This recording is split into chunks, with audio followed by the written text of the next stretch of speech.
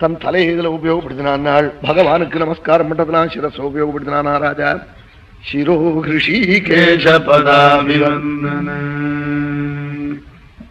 இப்படி இருந்தாள். சுவாமி பார்த்தாலாம் என்ன ராஜ்யத்தை மறந்துட்டு நம்மையே சேவிச்சுட்டு இருக்கானே, ஆரா சத்ருக்கள் பாதிச்சு விடாம இருக்கணுமேன்னு பகவானே தஸ்மாதாது ஹரிச்சக்ரம் திவ்யமான ஒரு சக்கராயுதத்தை அனுகிரகம் பண்ணி சத்ரு சைன்யத்தை நிகிரகம் பண்ணக்கூடிய சக்கராயுதத்தை அம்பரீஷனுக்கு கொடுத்தாளாம். அதை வாங்கி பொட்டியில வச்சு அதையும் பூஜை பண்ணிட்டு இருந்தானா. அதை உபயோகப்படுத்த வேண்டிய அவசியமா உனக்கு இல்லாம இருந்ததா?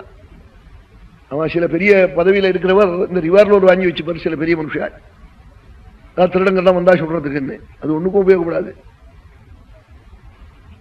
அவனுக்கு நல்லவாளுக்கு வேண்டாதவனே இருக்க மாட்டான். அது ஒரு பொட்டியில இருக்கும் பயமுறுத்திக்கிண்டு. அது மாதிரி அது ஒருத்தருக்கும் ஒன்றும் பிரயோஜனப்படவே இல்லை. உள்ள வச்சுட்டு இருந்தாள். ஒரு நாளைக்கு பத்னி சொன்னாளா, பகவத ஆராதனம் நீங்களும் நாமும் சேர்ந்து ஏதாவது வருத்தங்களை அனுஷ்டிக்கணும்னாலா, தம்பதிகளா இருந்தா சேர்ந்து விரதானுஷ்டானம் பண்ணணும். அவன் மாட்டேன்னு சொன்னாதான் இவா தனியா பண்ணணும். அப்படி சொல்லிவிட்டு சொன்ன எனக்கு இஷ்டம் இல்லைன்னு சொல்லுவான். எனக்கு மாகதானம் பண்ண இஷ்டம் இல்லை, எனக்கு உமாவிஸ்வரோதம் மண்டலத்தில் இஷ்டம் இல்லை. அவன் என்ன பண்றது, சாத்வியா இருக்கிறவள் இஷ்டம் இல்லைன்னு சொன்னா அப்ப நானாவது பண்றதுக்கு நீங்க உத்தரவு கொடுங்கன்னு கேட்கணும். சரி தொலைஞ்சு போன்னு விடுவான். அவன் தேவையில்லை என்ன நீ பண்ணவே கூடாதுன்னு சொல்றான் பாருங்க. ரொம்ப கஷ்டம். அது எதுல போய் முடியும் தெரியுமோ? பண்ணப்படாதுன்னா இப்படிலாம் சொல்லவே கூடாது. நல்ல காரியங்களே பண்ணணும். என்ன இது மாதிரி காரியங்கள்னாலதான் பாபட்சயம் ஏற்படணும். பல கர்மங்களாலதான் பாபம் போக வேண்டியிருக்கு. அதுலயும் தானத்துக்கு மார்க்கம் இதெல்லாம். தன்னுடைய திரவியத்தை எடுத்து எஸ்வம் ததா தீத்தின்னு ஸ்ருதி. தன்னுடைய சொத்தை எடுத்து அப்படி ஒரு புண்ணிய காலங்களை தானம் பண்றதுக்கு ஒரு நிமித்தம் வேணும். கொடுத்தா தன் மூலமா பாபம் போயிடும்னு வேதம் போய் சொல்லியிருக்கு. அதுக்காகத்தான் இப்படி எல்லாம் வச்சிருக்காள். அதுல இருந்து எத்தனையோ ஸ்ரேயஸ்தெல்லாம் க்ஷேமங்கள்லாம் உண்டாருது. அந்த அம்மா சொன்னாளா, நாம் 2 பேரும் சேர்ந்து சுத்தோபவாசம் இருந்து ஏகாதசி துவாதசி விரதம் அனுஷ்டிக்கணும், கோபாலனை திருப்தி பண்ணி வைக்கணும். நாளா அவன் இந்த விரதங்கள்லாம் இதுக்காக பகவானை திருப்தி பண்ணி வைக்கிறதுக்கு. ஆரிராதைஷு கிருஷ்ணம் மகிஷ்யாதுல்யசீலயா யுக்தசாம்வத்சரம் வீரா ததாரத்வாதசீ விரதம்.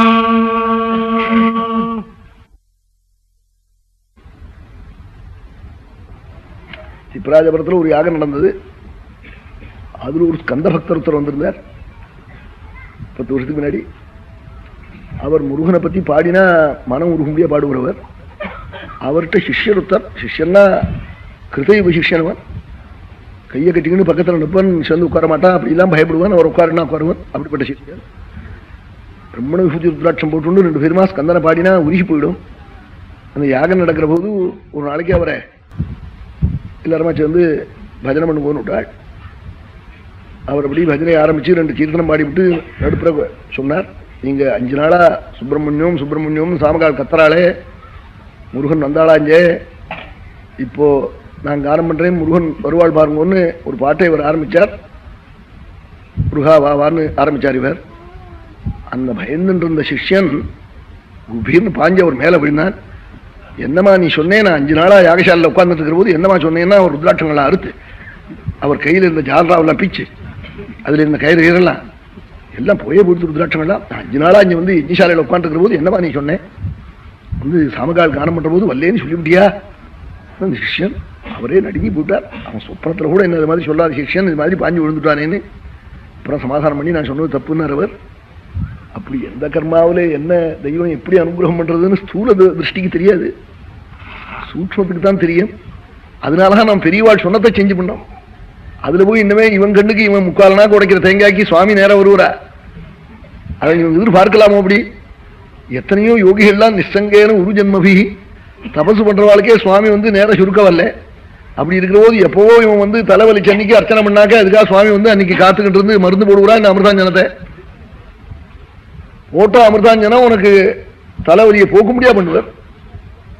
அவ்வளவு உண்ணுவரை தவிர்த்து வேற அவர் ஒன்றும் பண்ண முடியாது சுவாமி. அதுக்கு மேல பண்ணா கூட சரியும் இல்லை. அப்படி பண்ணா பண்ணப்படாதுன்னு கூட சொல்லணும் அவரை. கோபாலனை திருப்தி பண்ணி வைக்கணும்னு இந்த விரதத்தை துவாதசி விரதத்தை அனுஷ்டிச்சாளா. ஏகாதசி விரதம்னு ஒன்றும் துவாதசி விரதம்னு ஒன்றும். ஏகாதசி விரதம்னா தசமி அன்னைக்கு ராத்திரி பட்டினி இருக்கிறது, ஏகாதசி அன்னைக்கு பட்டினி இருக்கிறது, துவாதசி அன்னைக்கு சாதுக்குள்ள வச்சுன்னு பாரணம் பண்றது. துவாதசி விரதம்னா இது மாதிரி உபவாசம் இருந்துட்டு துவாதசி 4 நாள் இருந்தால் அந்த 4 நாளைக்குள்ள அதிதிகளுக்கு அன்னம் போட்டு அந்த துவாதசி திதிக்குள்ளேயே நாமும் பாரணம் பண்ணணும். அதுக்கு துவாதசி விரதம்னு பேரு. ரொம்ப கடினமான விரதம் அது, ரொம்ப மகத்தான புண்ணியம் சொல்லியிருக்காள். அதுக்கு சித்திரகுப்தன் எழுதின கணக்கெல்லாம் பொய்யா போடுமா? பராக சஹசிராணி வியதீபாதாயுதானிச்ச அமாலட்சந்து துவாதசியா கலாம் நார்கந்தி ஷோடசியும் விட்டாள். 1000 சூரிய கிரகணத்துல அன்னதானம் பண்ணி, 10000 மகாவியதீபாதத்துல தானம் பண்ணி அன்னதானம் பண்ணி, 1,00,000 அமாவாசையில ஹிரண்சாதம் பண்ணி அன்னதானம் பண்ணின புண்ணியத்தையும், துவாதசி அன்னைக்கு அன்னம் போட்ட புண்ணியத்தையும் எடுத்து பார்த்தா, துவாதசி அன்னைக்கு ஒரு சாதுக்கு அன்னம் போட்ட புண்ணியத்தை எடுத்து பார்த்தா இந்த 16ல் 1க்கு அந்த 1000 10000 1,00,000 ஈடுகட்டாதான். ஆமா, 1,00,000 அமாவாசையா புண்ணியம், 10000 யதீபா மகாவியதீபாத புண்ணியம், 1000 உபராக புண்ணியம், சூரிய கிரகண புண்ணியம், இந்த துவாதசியினுடைய 16ல் 1க்கு ஈடுகட்டாதான். அப்படிப்பட்ட துவாதசி தாதிருக்விதாயா துவாதஸ்யா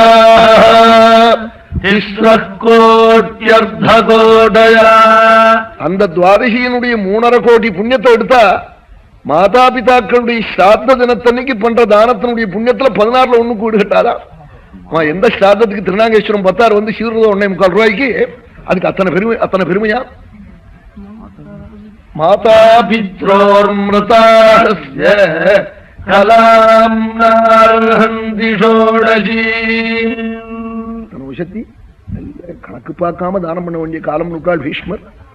போன வருஷம் என்ன கொடுத்ததுன்னு கணக்கு பார்க்காம கொடுக்க வேண்டிய பூரிதானம் இதுல என்ன? பூரிதானம்னா கல்யாணத்துல கொடுக்கறதுக்கு பூரின்னு பேர் இல்லை, கணக்கு பார்க்காம பண்ற தானத்துக்கு அது மாதபிது முத்தாகத்திலே நுட்டாள். ஸ்ராத்த தினத்துல அப்படி கொடுக்கணுமா? 3.5 கோடி துவாதசி புண்ணியத்தையும் 3 கோடி அர்த்த கோட்டையான ஒரு மணியா 10 கோட்டின்னு சொல்லக்கூடாத வாயில வந்ததை அப்படி சொல்லல. என்ன கணக்கு வச்சு சொல்றாள். மத்தியஸ்த நிறைய நெருப்பம் பாருங்க. பெரிய டவுன்கள்ல இந்த தங்கம் அங்க வாங்கினா மத்தியஸ்த நிறையன்னு ஒண்ணு, அவங்க ஒத்துருக்கும் கட்டுப்படாம எது கிரமமோ அதுதான் சொல்லுவேனா.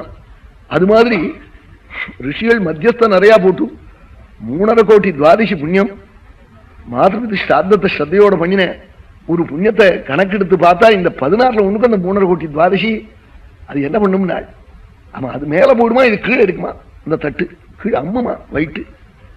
அத்தனை பெரிய புண்ணியம். மாதாபிதாக்களுடைய ஸ்ராத்த தினம் கணக்கு பார்க்காம கொடுக்கணும்.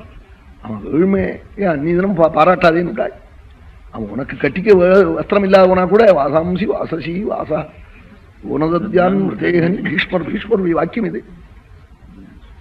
ஆமா 3 வஸ்திரம் கொடுக்கணுங்கிறாள். முடியல உனக்கே வசதி இல்லை, 2 குடு இல்லையே, 1வது குடு நூல் இல்லாம தவிஷம் பண்ணாதே விட்டாள். அந்த 1 குடுன்னு சொன்னா என்ன பண்றான் தெரியுமா? வசதியா இருக்கிறவன் 1 வாங்கறதுக்கு தயாரா இருக்கான். உடனே 2 கொடுத்தவன் 1 பண்ணிக்க பாக்குறான்னு. 1க்கும் இடம் இருக்கோ இல்லையோங்க. நீர் ஒத்த வட்டி கட்டிக்குமே, கட்டிப்பீடா. வசதி உள்ளவாள் சரி நன்னாத்தான் பண்ணணும். இதெல்லாம் கொடுக்கறது அட்சயம், எத்தனையோ மகாபலங்களை கொடுக்கும். அப்படிலாம் பண்ண வேண்டிய ஒரு பெரிய புண்ணியமான, நமக்கு அதை பத்தி புரியல. துவாதசி அத்தனை வருஷத்தியா 1000 சூரிய கிரகண புண்ணியம், 10000 மகாவியதீபாத புண்ணியம், 1,00,000 அமாவாசிய புண்ணியம் எல்லாத்தையும் சேர்த்தா இந்த துவாதசி புண்ணியத்துல 16ல் 1க்கு ஈடுகட்டாதுன்னா அப்ப துவாதசி எத்தனை வருஷத்தியா இருக்கணும்? அதுக்காக தம்பதிகளா சேர்ந்து ராஜா அம்பரீஷனும் அவருடைய பத்னியும் ஆரிராதைஷு கிருஷ்ணம் மஹிஷ்யாதுல்யசீலயா யுக்தசாம்வத்சரம் வீரஹ ததாரத்வாதசீம் வ்ரதம் பிரபாந்தே கார்த்திகே மாசி த்ரிராத்ரம் சமுபோஷிதஹ